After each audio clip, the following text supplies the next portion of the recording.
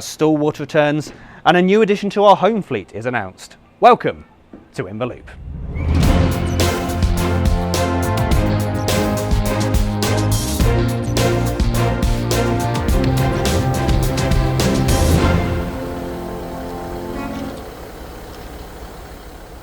Hello folks and welcome to the Watercress Line. Now as always it's time for a quick fire look around the railway to see what's been happening since the last episode.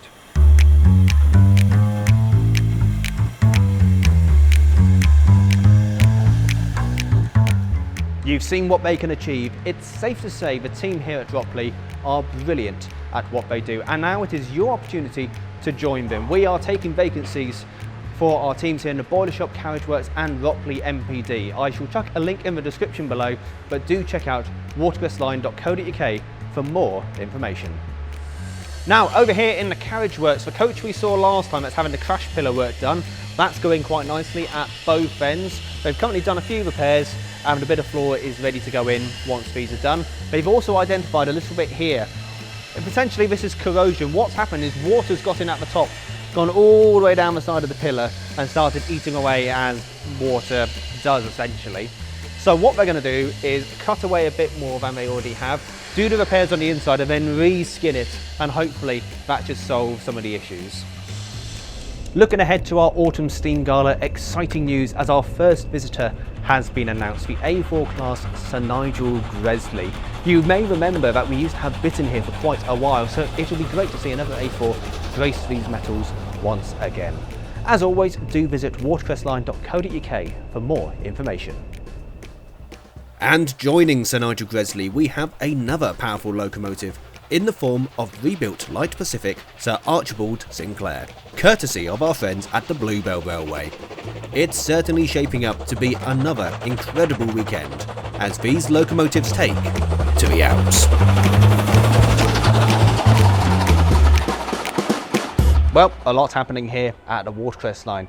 Now as you may know, we've been following 506 as it's had a sort of mini overhaul through the works and it has emerged in this beautiful BR black livery. So to find out a little bit more about what's happened, let's talk to Andrew.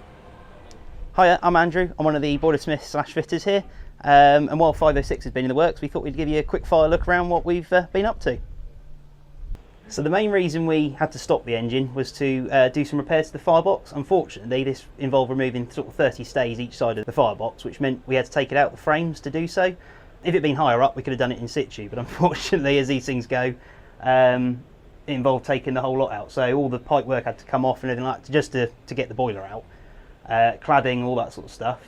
As part of that as well, we've had to knock the arch out to do the repairs. So again, it's had a new brick arch cast and a couple of other bits and pieces in there.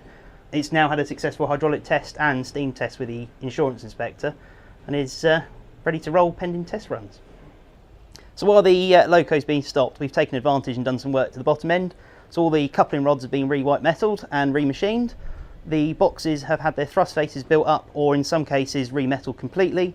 And we've also tightened up the horn faces as well, just to make sure everything's tight as a drum and hopefully see it for the next 4 years. So thanks for joining us for a quick fire look around what we've been up to with 506. If you'd like to keep up to date with what's been going on here at Ropley, it's almost too much to talk about in one episode. We've got a Facebook page, Ropley MPD, and that will keep you up to date with all the latest going on. And if you'd like to join us, we actually have a couple of vacancies as part of the team at the moment in both the carriage shop and the main workshop, so take a look on our website for further details. Well, it certainly is great to see 506 back. Now on the line of locomotives and units to see back, the Thumper is progressing well, albeit we've got a couple years left and the fundraiser is still open, so if you do want to support that, I'll chuck a link in the description. But in the meantime, if you went to the greatest gathering in Derby, you may have seen a new acquisition for the railway, a Class 150 Sprinter. So to tell you a little bit more about it, we chatted to our operations manager, Richard. It's 150231. It was delivered new, I think, in February 1987 to Newton Heath in Manchester. Spent a bit of time in that part of the world before moving to sort of central trains under the sort of regional railways era, and then moved to Norwich under Anglia and spent a big part of its life in the Anglia region, sort of early 2000s realistically. It actually received a name in, I think, 96. It was actually named King Edmund in Bury St Edmunds, so it's some of the Anglia units actually received sort of token nameplates, or sort of more of an etched type nameplate.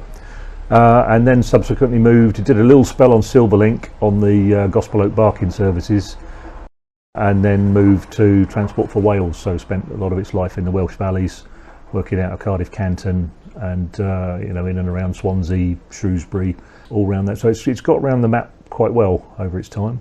Probably many people know we're trying to raise money to restore the Hampshire unit. We've got a 1959 Hampshire unit which is in dire need of some bodywork attention.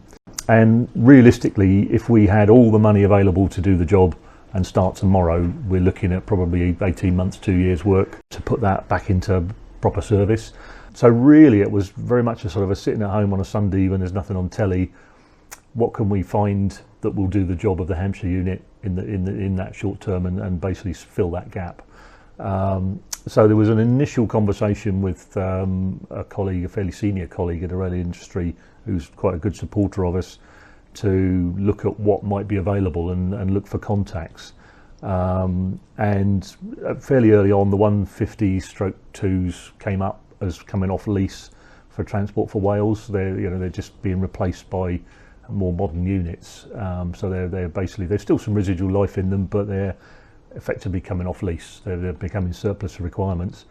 And fundamentally, they've got an engine on each coach, so there's quite a good horsepower ratio. They've got tread brakes instead of disc brakes, unlike most of the other Sprinter fleet, and they're a bit like mountain goats. They've spent all of their life going up and down the Welsh valleys, which is quite suitable for what we've got here. So it was fundamentally, some early introductions to Porterbrook. Now, thankfully, the colleague I spoke to is quite senior in the rail industry, so we managed to get quite high up in Porterbrook to start with, rather than just sort of the person on the front desk. And really, that's really where it started at. So I've spent the last probably 6 months working with the sort of senior team at Porterbrook, sort of liaising with them, discussing what's possible, what's available, which ultimately led to dealing with Swansea Depot, with Landor Depot at Swansea, and picking out a unit. They do suffer. It's 38 years old now, so that we're all knocking on a little bit now. Started the same year on the railway as I did, so although it's had more work done than I've had, admittedly. They do suffer a little bit of corrosion. They're a 1987 body shell, so it was produced at York Carriage Works in 87. It's the same body shell as a 455 on the southern region, so there's some corrosion work to do around doors and bits and pieces. We've just had a lot of that done actually. So a complete fluke off the back of obtaining this unit through the good offices of Porterbrook. We got approached by the team organising the Greatest Gathering at Derby and said, look, we'd really like to have a unit to represent the Sprinter fleet. Would you be up for coming to Derby? And it was a case of, well, it's a long way. It's even in railway terms, Derby, Swansea to Alton via Derby is a little bit eccentric, but they said that they would provide that move for us, and that they had a company that was quite keen to do a vinyl wrap for us. So that's actually led them to take it to Derby, do some corrosion work on it for us, and wrap it in its original 1987 Sprinter livery. So that's effectively been done through a company called Aura, who've been assisting the Greatest Gathering. So it's a bit of a network of railway people. Sort of, it's all just kind of come good, all in one go. So it's a bit surreal, really. We've kind of got this train from Porterbrook at virtually no cost at all. It's gone by Derby and put us on the stage of the Greatest Gathering at an event that we probably might not have got to as an organisation. So it's put the Watercress line on the Greatest Gathering stage, which is one of the biggest events that we're going to see probably in our lifetime, and it's got the unit put back into its original colour scheme and corrosion work replaced. So we've done really. The timing has been perfect. We've landed really well. So in answer to your question, effectively once it gets here, it's in a fit state to operate. We just need to do some crew training, driver and guard training, obviously a bit of gauging just to make sure that there's no issues about, you know, compatibility with the railway, but there's nothing anticipated in terms of that. And effectively it goes into service as a second train service. It's fully accessible. It's got an accessible toilet. It meets all the current regulations. It's got all the mainline equipment on it. So it really gives us an asset from day one, in truth. Thank you for coming to the greatest gala in Derby. The next station on this service will be Alton. Change at Alton for the Warren Crest line. Thank you. So, there we are. It's going to be great to see 506 back and for new 150 arrive at the railway. By the time you see this video, the news has already been announced, and it was interesting looking through the comment section to see what you guys thought of it. Most of the comments were great, really positive, but there was the understandable odd one of, let me know when it's running so I can avoid the railway at all costs, which that's one I like to address right now. The Heritage Railway movement sort of evolves with the mainline railways. Understandably, nothing stays in place forever. Think of the HSTs. They were replaced by the IETs, the Zoomers, Class 800s, whatever you fancy calling them. It's important that things are preserved. How many times have you heard the speech from your parents or grandparents, or maybe delivered it yourself when you're riding on a Mark 1 of, I remember going to school or going to work on one of these. They were normal, they were mundane. Now these days we don't have the luxury of a Barry scrapyard where they scrapped the wagons first and left the locomotives so you could go in later on and buy what you wanted. The scrapping scheme these days is incredibly efficient, frighteningly so at times. So you really need to be quick to get something and preserve it. The Class 43 guys, they were fantastic trying to get an HST or two. And I think every single unit tells its own story in every single class. Who are we to say what gets preserved and what doesn't get preserved? It's important that at least something from each class, because how many times have you heard the phrase, it's a shame nothing survived? When you think of new builds, the A1 Steam Locomotive Trust, of course, Tornado was a new build because none of the A1 survived, and they're working on P2s at the moment. So, food for thought. Heritage railways evolved, as do the big railways. Who knows? I wonder if in about 30, 40 years' time, there may be a heritage railway with third rail, with electric stock. But that's food for thought. Anyway, that's it from us this time, folks. So thank you so much for watching. Thank you to Richard and Andrew for chatting to us. Don't forget to hit that like and subscribe button, and we'll see you next time.